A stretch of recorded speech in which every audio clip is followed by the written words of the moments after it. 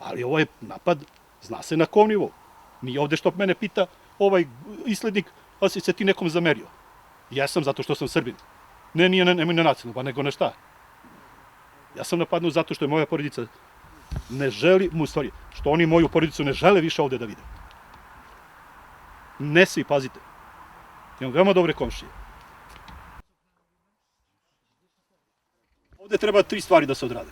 Policija da radi svoj posao, normalno, da se park iseli i ono što bi trebalo, mnogo je bitan moment. Ovde je zamenik gradonačelnika iz Kišnice i on zna ko je. Ja sam siguran da zna. Jer pazite, ovo je malo mesto. Mi se veoma dobro znamo. Što i kako, gde i od koga.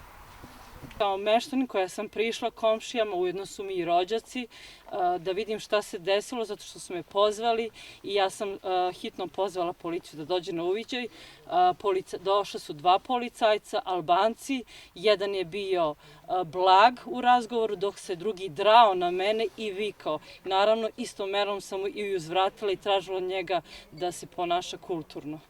Ovde je trudna žena, malo dete, znači doživjeli su veliki stres i kao što sam rekla, ovo nije prvi put, nego znači dešava se konstantno. Pozivam međunarodnu zajednicu, sve odgovorne institucije da reaguju, osude ovaj vandalski čin i da pronađu počinioce i strogo ih kazne.